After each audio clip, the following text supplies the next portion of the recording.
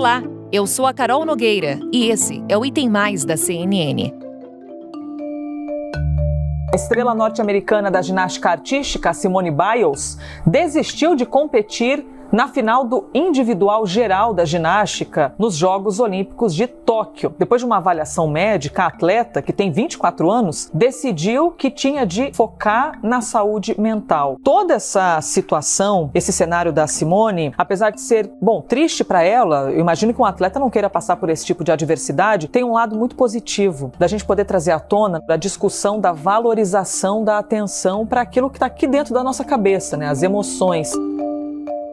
Saúde mental. Algo tão importante, mas que ainda é tratado por muitos como o corpo mole, falta de coragem ou até mesmo fraqueza. Nos Jogos Olímpicos de Tóquio, a ginasta norte-americana Simone Biles desistiu de competir nas finais individual geral e por equipes. Não por estar insatisfeita com o seu desempenho, mas por entender ser mais importante no momento cuidar do seu bem-estar psicológico. Nenhum machucado, felizmente. É por isso mesmo que eu resolvi dar um passo para trás e deixar que as outras meninas tomassem conta para evitar que eu fizesse alguma besteira. Elas são agora medalhistas de prata e elas fizeram um trabalho incrível, assumindo de última hora a posição. Essas Olimpíadas inteiras têm sido muito estressante. A falta de público, todo o evento, tem sido uma semana muito estressante, tem sido um mês muito estressante, um ano muito estressante. E nós viemos aqui para nos divertir e esse não tem sido o caso.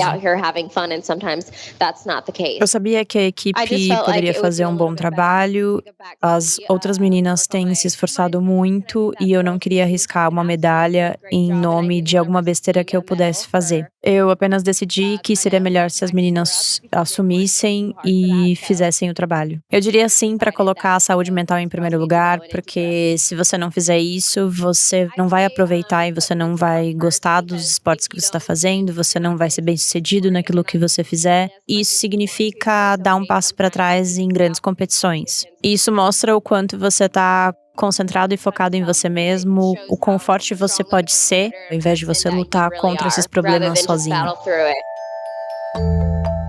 Isso traz à tona uma série de questões sobre como atletas profissionais precisam sim cuidar da saúde mental. Afinal, eles têm uma vida que vai muito além do esporte. O próprio Japão, sede da Olimpíada, tem altas taxas de depressão e suicídio. O país se viu obrigado a criar o que ficou conhecido como Ministério da Solidão, um órgão do governo que dá apoio para pessoas que moram sozinhas e cria campanhas de conscientização, mostrando a importância de cuidarmos da saúde mental.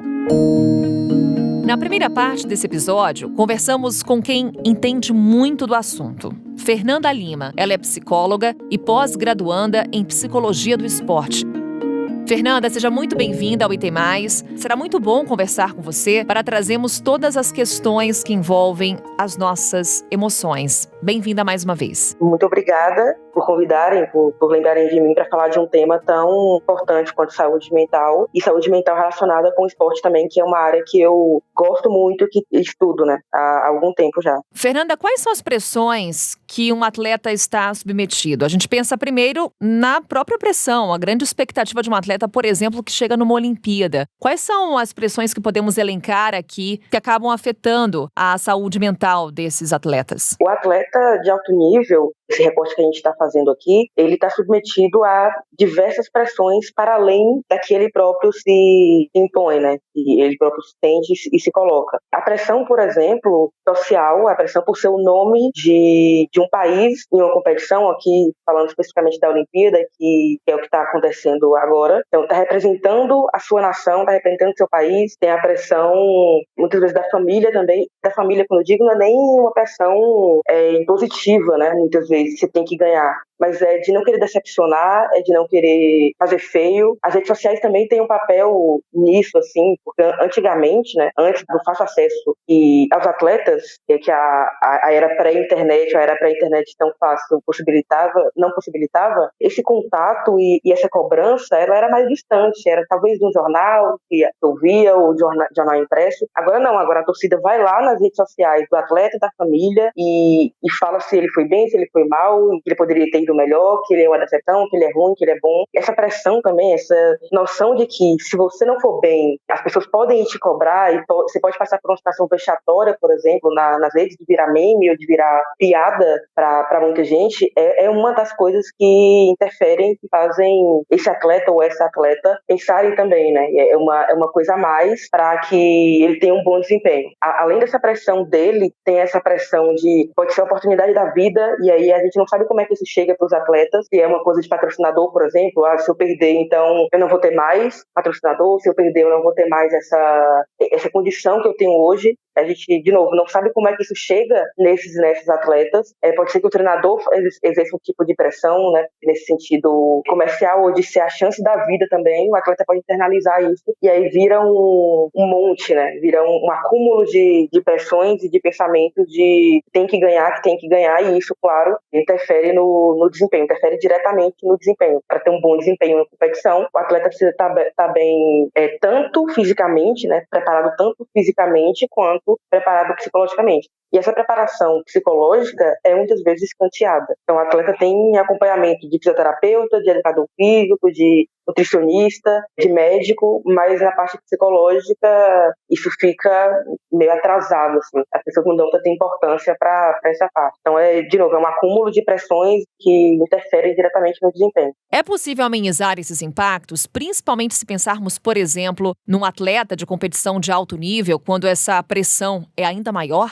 Isso pode ser feito com um trabalho anterior, com um trabalho contínuo no dia a dia dos atletas, um trabalho psicológico, né? Um trabalho com um profissional de psicologia que entenda aquele contexto, que entenda a dinâmica da vida do atleta e trabalhe essas questões também. O psicólogo e a psicóloga têm um olhar mais aguçado para isso, né? Um olhar mais apurado para algumas questões que muitas vezes passam porque não entende, não está tão focado nessas questões psicológicas e nesse comportamento do atleta durante os treinos, durante as competições. Então, esse trabalho anterior, esse trabalho contínuo, é a principal forma de preparar esses atletas para esses momentos de pressão. Tanto antes, né, tanto nessa parte antes, quanto durante as competições e quanto depois das competições, quando essas competições acabam e o resultado. Se foi legal, não foi legal, como é que é isso? Vamos falar um pouco mais sobre isso. O atleta precisa ter esse acompanhamento mais próximo também, para que ele fale das suas questões e para que as questões tanto anteriores à competição quanto posteriores à competição. Então, esse acompanhamento próximo, né, esse contato, ele deve ser feito de uma forma contínua, assim. O que eu percebo muito é que em algumas modalidades, né,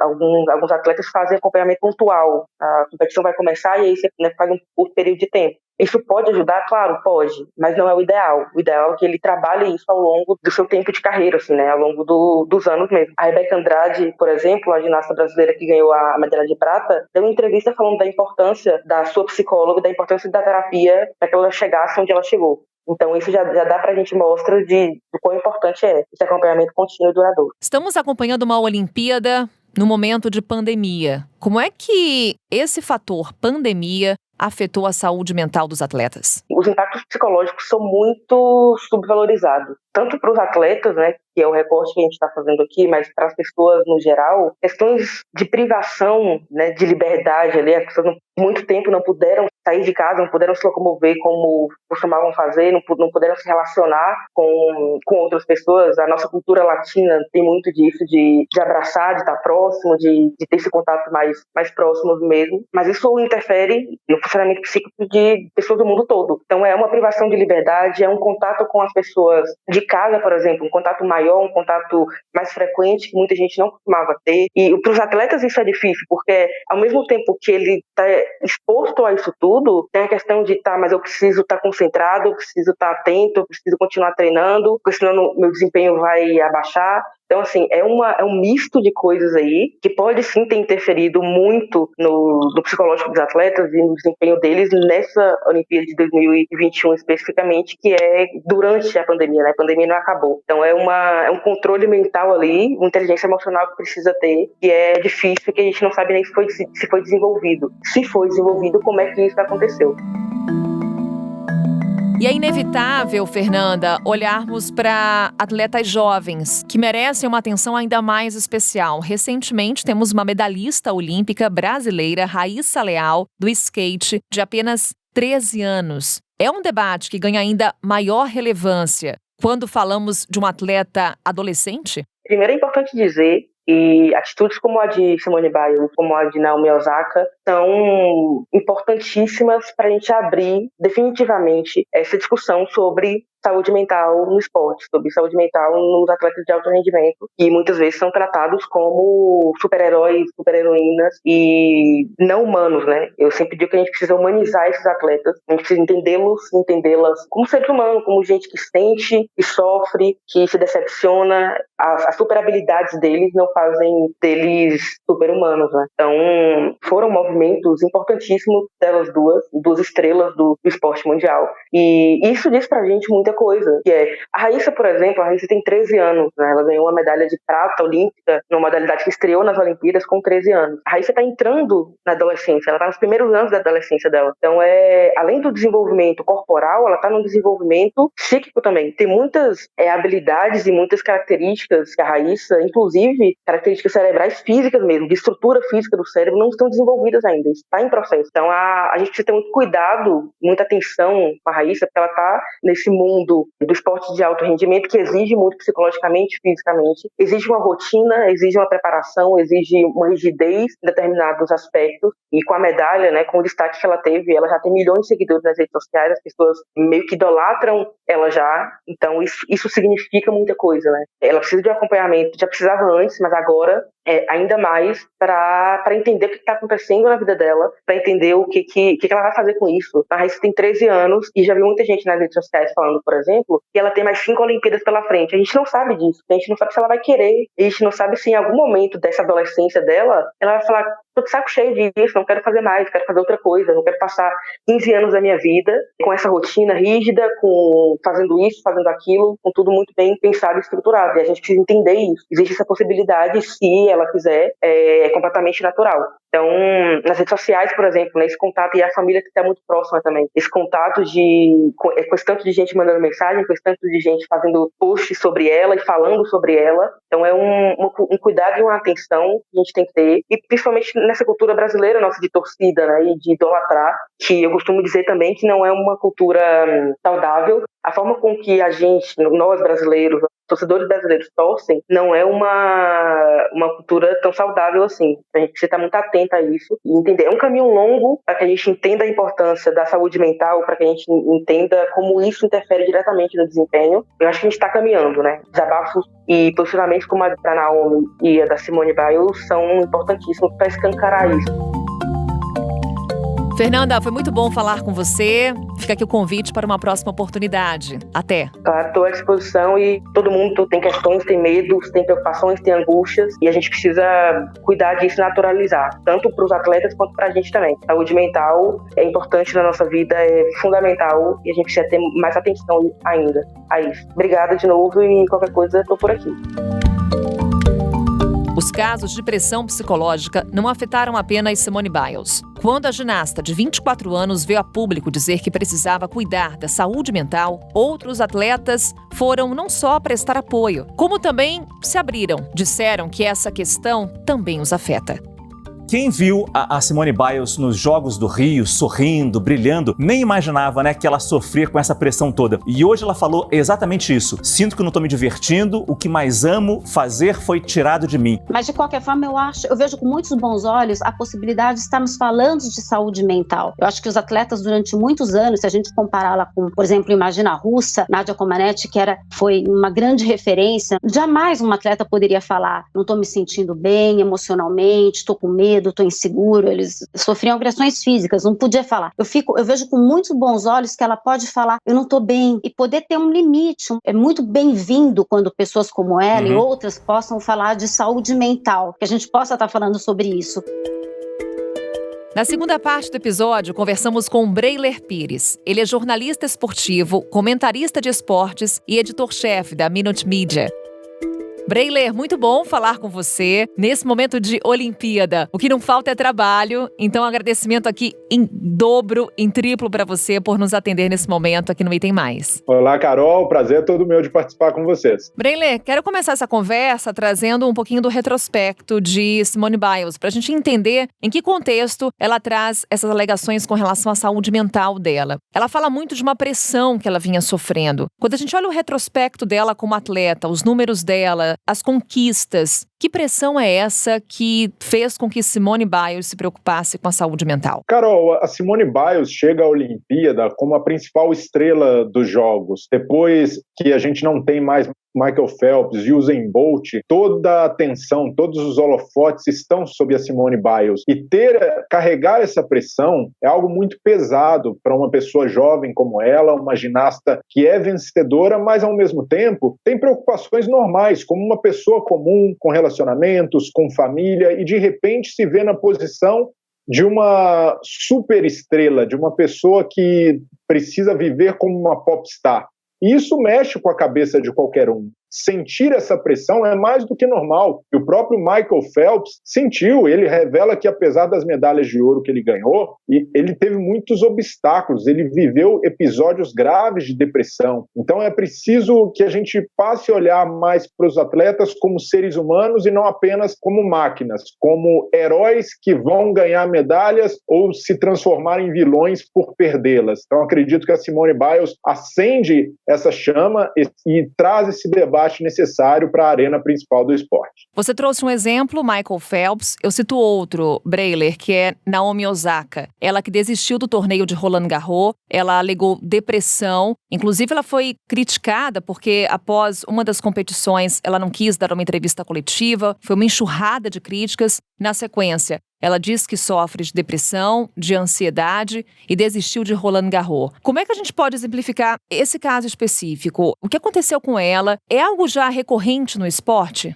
Muito mais comum do que a gente imagina. Casos de depressão, de ataques de pânico são frequentes em atletas, mas poucos deles vêm à tona, porque ainda existe essa ideia de que atletas são seres imbatíveis, que são seres que conseguem se impor pela força física e também pela força mental. Então, quando a Naomi Osaka desiste de disputar Roland Garros, um torneio cercado de glamour, muito importante no circuito do tênis, e desiste também de dar uma entrevista coletiva, isso é muito simbólico, porque o atleta sabe que vai ser muito criticado, e uma atleta como a Naomi Osaka, que está no topo, que é referência, desistir tem um peso ainda maior, soa como um fracasso de quem conseguiu chegar lá, uma queda do pedestal. Então, muitas vezes a gente acha o atleta, né, como uma pessoa que foge dos holofotes, que foge da imprensa, mas nesse momento, quando a Naomi Osaka desiste de dar entrevista em Roland Garros, foi quase que um pedido de socorro, de mostrar que ela não estava bem mentalmente, que dar entrevista representaria um peso que ela não aguentaria carregar. E que bom que figuras como ela, como Simone Biles, como Michael Phelps, estão se encorajando, porque a gente precisa dizer isso, se trata de coragem em abrir seus sentimentos, em falar sobre saúde mental. Isso é muito importante não só para o esporte, mas também para outras áreas, pela capacidade que o esporte tem de influenciar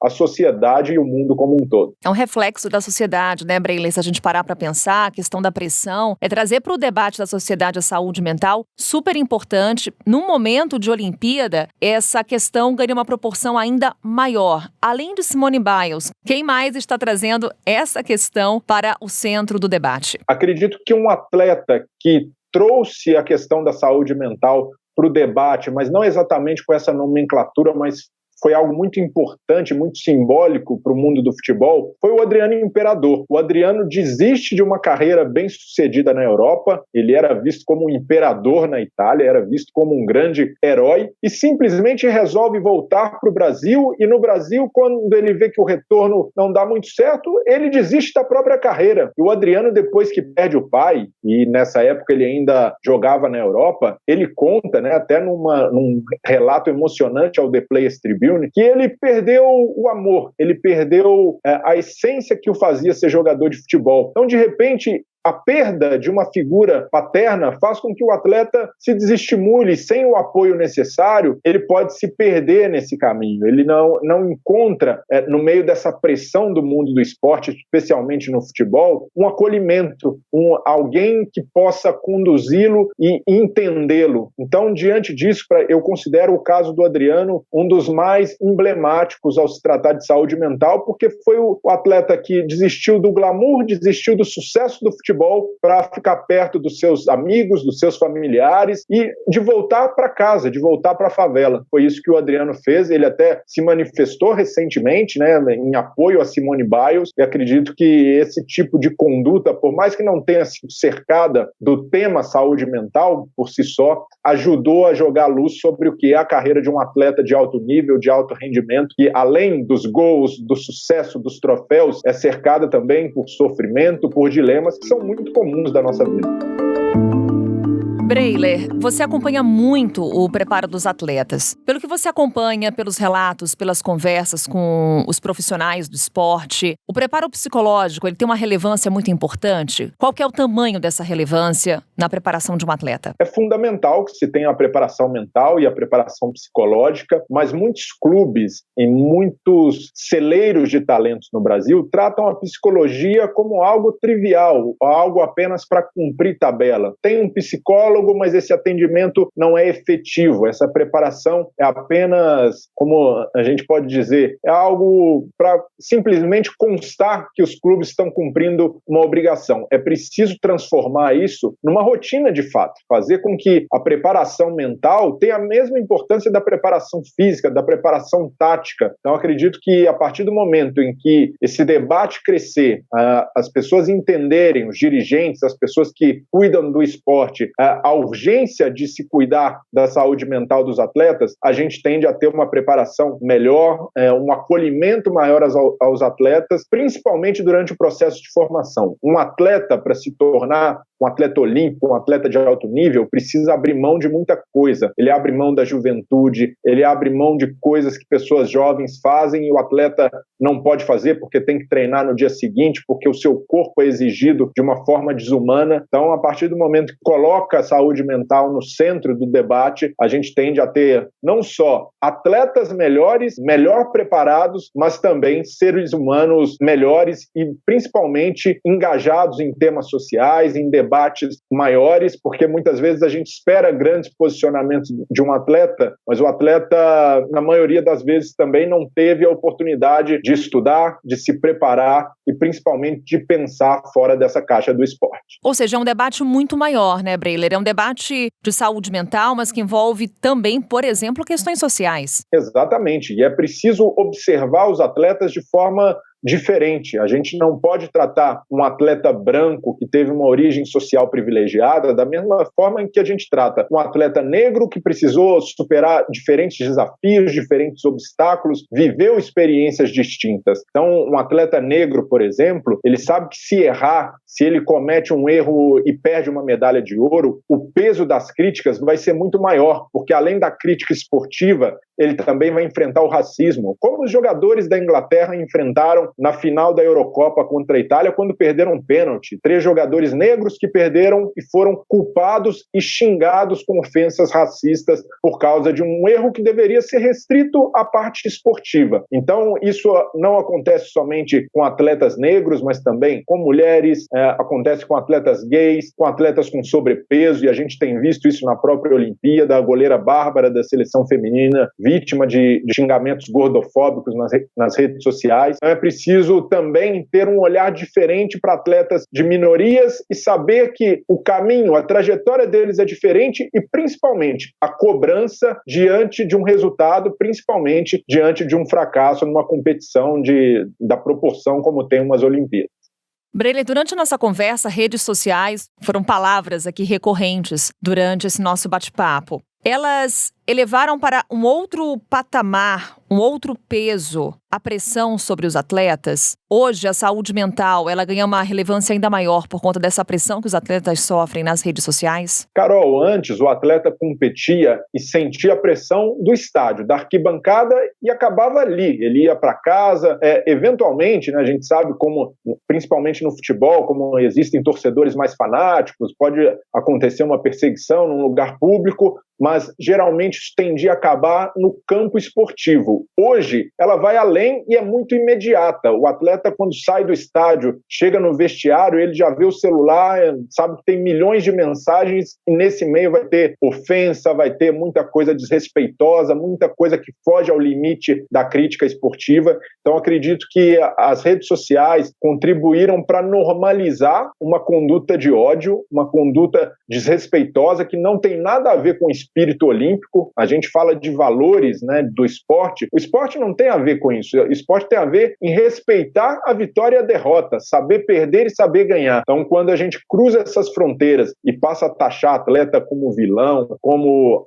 mercenário, algo que é muito comum também nesse meio, a gente faz com que os atletas sejam desumanizados. E, repito, atletas são seres humanos, têm sentimentos, se abalam com críticas e se abalam principalmente com ofensas, com insultos. Então a gente precisa buscar uma forma também das redes sociais se responsabilizarem nesse debate. É preciso que a gente, de alguma maneira, consiga brecar essa cultura de ódio, essa cultura de xingamentos normalizados em redes sociais, porque por mais que sejam atletas, pessoas públicas, ninguém merece ser achincalhado dessa maneira e principalmente ser exposto a esse tipo de situação sem apoio especialmente depois de uma derrota. E você é um otimista, Brayler? Conseguiremos mudar essa cultura dentro do esporte, pelo menos? Acredito que sim, Carol. A gente está caminhando para isso. Para mim, por mais que seja triste ver uma atleta como a Simone Biles sofrer dessa maneira, a exposição disso, usar o termo saúde mental, já é um avanço. A gente tem a principal ginasta da atualidade levantando essa bandeira, falando a respeito. Isso é fundamental, tocar nesse assunto e não tratar como um tabu. Por muito tempo,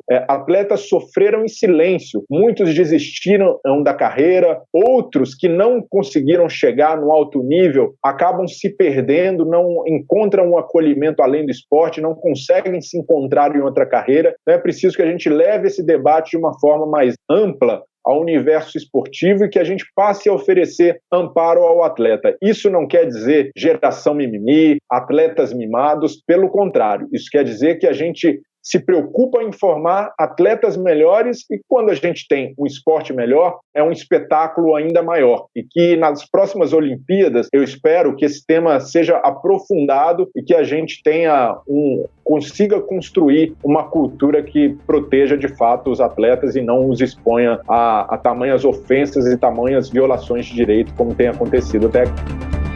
É o que todos esperamos. Brayler Pires conversando conosco aqui no Item Mais. Mais uma vez agradecemos sua participação e essa conversa sempre muito boa. Brayler, obrigada. Valeu, Carol. Um abraço para você e para todos os ouvintes. Até a próxima. Bom trabalho, Brayler. E trabalho não vai faltar. Olimpíada segue em Tóquio, por aqui seguimos monitorando e torcendo pelos nossos atletas. De olho não só nas medalhas, mas também na saúde mental deles, importantíssimo.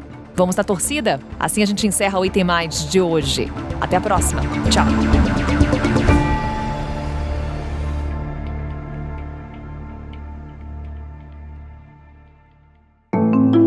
Com a apresentação minha, Carol Nogueira, esse podcast foi produzido pela Maremoto para a CNN Brasil. Roteiro e pesquisa, Daniel Miller. Pauta e produção, Danilo Santana. Operador de gravação, Nathan Kleiman. Edição e sonorização, Murilo Lourenço. Coordenação geral, Paula Weinberg. Coordenação de produto, Verônica Schneider. Coordenação editorial, Diego Toledo. Direção de jornalismo digital, Daniel Tosi. Você também pode ouvir o Item Mais no site da CNN Brasil. E aproveite para conhecer os nossos outros produtos em áudio. Acesse cnnbrasil.com.br/podcasts.